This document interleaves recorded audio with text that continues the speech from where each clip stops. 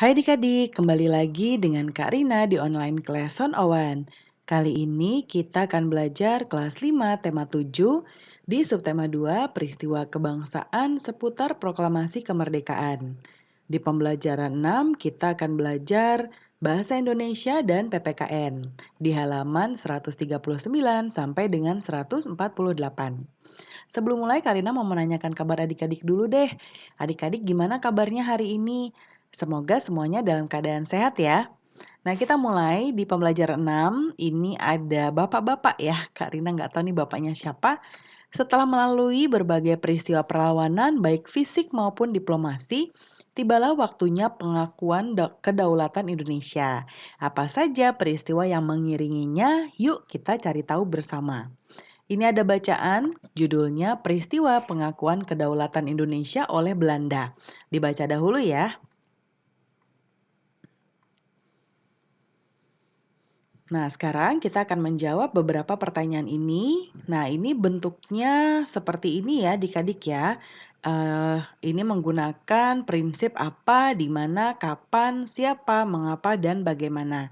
Karina akan menjawabnya mendatar seperti ini. Nanti adik-adik jawabnya di sebelah sini ya, menggunakan bagan seperti ini. Yang nomor 1, ini adalah pertanyaan yang ini ya. Karina berikan nomor.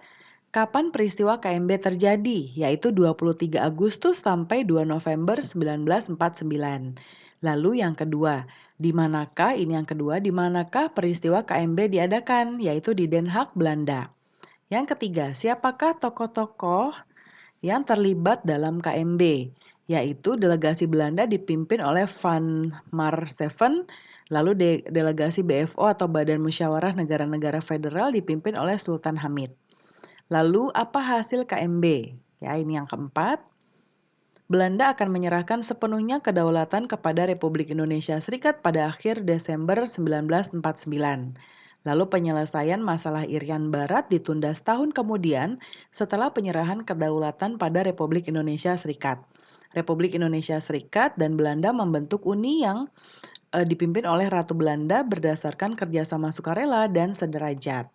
Berikutnya, Republik Indonesia Serikat harus membayar hutang kepada Belanda sejak tahun 1942. Kemudian pembubaran KNIL dan memasukkan anggota KNIL ke APRIS. Lalu kapal-kapal perang Belanda ditarik kembali dari Indonesia, Konstitusi Republik Indonesia Serikat dipermaklumkan kepada Kerajaan Belanda. Kemudian yang kelima, bagaimana proses pengakuan kedaulatan Indonesia terjadi? Pengakuan kedaulatan Indonesia dilaksanakan di Belanda dan di Indonesia. Wakil Indonesia yang menandatangani pengakuan kedaulatan di negeri Belanda adalah Dr. Andes Muhammad Hatta dan wakil dari Belanda adalah Ratu Juliana. Adapun proses penandatanganan di Indonesia, pihak Belanda diwakili oleh Loving dan wakil Indonesia oleh Sultan Hamengkubuwono ke-9. Lalu yang keenam, apa makna KMB bagi bangsa Indonesia?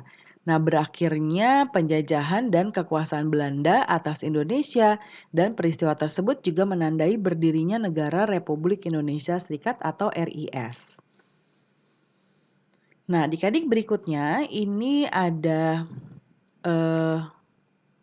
bersama teman-temanmu carilah informasi mengenai salah satu hasil dari KMB adalah Belanda akan menyerahkan sepenuhnya kedaulatan kepada Republik Indonesia Serikat pada akhir Desember 1945. Nah, apakah Republik Indonesia Serikat itu? Carilah informasi mengenai RIS adik-adik ya. Mungkin kegiatannya bisa dilakukan dengan studi pusaka. Jadi mencari buku, surat kabar, dan lain-lain. Bisa juga diskusi dan juga wawancara. Nah, nanti setelah informasinya sudah kita dapatkan, tuliskan di kolom berikut ini ya. Kita coba lihat jawabannya di sebelah kanan. Republik Indonesia Serikat adalah suatu negara federasi yang berdiri pada tanggal 27 Desember 1949 sebagai hasil kesepakatan 3 pihak dalam konferensi meja bundar, yaitu Republik Indonesia, Bijeenkomst van Federal Overleg, dan Belanda. Kemudian Republik Indonesia Serikat memiliki konstitusi yaitu Konstitusi RIS.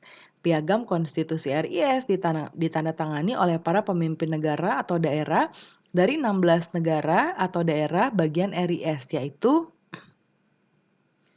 Mr. Susanto Tirtoprojo dari negara Republik Indonesia menurut Perjanjian Renville, kemudian Sultan Hamid II dari daerah istimewa Kalimantan Barat, kemudian Ide Anak Agung Gede Agung dari negara Indonesia Timur, lalu RAA Cakraningrat dari negara Madura, kemudian Muhammad Hanafiah dari daerah Banjar, Muhammad Yusuf Rasidi dari Bangka, lalu KA Muhammad Yusuf dari Belitung, kemudian Muhran bin Haji Ali dari Dayak Besar, Dr. Erver Sujito dari Jawa Tengah, kemudian Raden Sudarmo dari negara Jawa Timur, kemudian Jamani dari Kalimantan Tenggara, AP Sosronegoro dari Kalimantan Timur, lalu Mr. Jumhana Wiriatmaja dari negara Pasundan, lalu Raja Muhammad dari Riau, Abdul Malik dari negara Sumatera Selatan, kemudian Raja Kaliamsyah Sinaga dari negara Sumatera Timur. Nah, kemudian negara Republik Indonesia Serikat dibubarkan pada 17 Agustus 1950 saat Mr. Asad melepaskan jabatan kepada Soekarno dan berdiri Negara Kesatuan Republik Indonesia. Ya. Nah, yang berikutnya ada lagu syukur adik-adik nanti dinyanyikan setelah mendapatkan arahan dari Bapak Ibu Guru ya. Nah, sekarang kita akan bersama-sama mendiskusikan pertanyaan berikut. Diskusikan bersama teman-teman, tuliskan hasil diskusi lalu diskusi juga bersama kelompok lain. Ya, kita akan menjawab soal yang pertama. Nilai yang sesuai dengan jiwa dan sikap pahlawan pada lagu syukur adalah yang pertama, rela berkorban, artinya bersedia dengan ikhlas memberikan waktu, tenaga, pikiran, hingga harta untuk kepentingan bangsa dan negara. Kemudian, cinta tanah air, rasa ini timbul dari dalam hati setiap orang. Panggilan untuk mengabdi, membela, memelihara, dan melindungi tanah air dari ancaman ini disebut juga patriotisme. Yang nomor dua, sebagai generasi sekarang, apa yang harus kita lakukan untuk mewujudkan rasa syukur sebagai bentuk cinta tanah air? Yang pertama adalah merasa bangga terhadap tanah air Indonesia.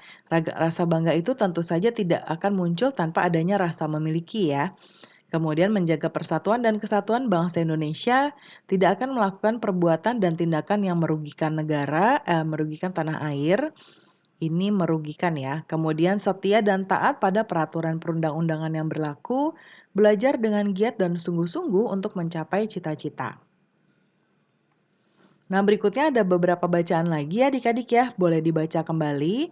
Konferensi berteman dalam keragaman. Nah, yang berikutnya kita cari yang akan kita jawab. Nah, ini dia ya. Ini ada ayo berlatih. Ali, Amin, Rudi, dan Heri membentuk kelompok belajar. Seminggu 2 kali mereka belajar di rumah masing-masing secara bergiliran. Kali ini mereka belajar di rumah Ali. Ketika sedang mengerjakan soal, Ali dan Amin meminta izin untuk melaksanakan ibadah karena waktunya telah tiba.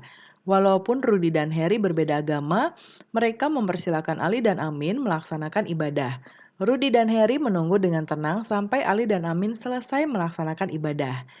Pertanyaan A, bagaimana pendapatmu tentang sikap Rudi dan Heri? Nah, sikap yang ditunjukkan oleh Rudi dan Heri menunjukkan sikap menghargai perbedaan agama dengan cara memberikan kesempatan teman-teman yang berbeda agama untuk melakukan ibadah. Yang B, apakah manfaat saling menghargai antar teman yang berbeda agama dalam pergaulan? Manfaatnya yaitu dengan menghargai teman berbeda agama, kita salah satunya adalah kerukunan dapat terjaga selalu. Lalu yang kedua, Nirma anak orang kaya, ayahnya pengusaha yang sukses. Semua permintaan Nirma selalu dipenuhi oleh orang tuanya. Hal ini membuat dia sombong. Dalam pergaulannya, dia selalu memilih-milih teman. Dia tidak mau bergaul dengan anak-anak lain yang berasal dari keluarga miskin. Pertanyaan A, menurut pendapatmu benarkah tindakan Nirma? Menurut saya atau menurut Karina ya, mungkin adik-adik juga sepaham dengan Karina, tindakannya kurang tepat karena memilih-milih teman yang kaya saja ya, itu tidak boleh. Seharusnya dia berteman dengan siapapun atau siapa saja dengan latar belakang sosial yang berbeda sekalipun. Lalu yang B, apakah seorang anak seperti Nirma memiliki banyak teman? Mengapa demikian? Nah, seorang anak seperti Nirma kemungkinan hanya memiliki sedikit teman ya, karena dia berteman hanya dengan yang kaya saja. Ya, jadi memilih-milih teman. Yang ketiga, wah ini Kak Rina nih adik-adik ada di soal ya. Nah, Rina siswa baru di kelas 5. Rina duduk bersebelahan dengan Irma. Rina berasal dari daerah yang berbeda dengan asal Rina. Bagaimana sebaiknya sikap Rina? Sebaiknya Rina tetap berteman dengan Irma walaupun berbeda asal daerah. Rina sebaiknya mengajak Irma untuk bercerita dan bermain bersama. Nah, pembelajaran kita sudah selesai ya adik-adik. Terima kasih sudah menonton sampai akhir. Semoga pembelajaran kita kali ini bisa bermanfaat ya. Mohon dimaafkan apabila ada kesalahan dalam perkataan maupun dalam materi yang diberikan. Sampai jumpa di pembelajaran berikutnya.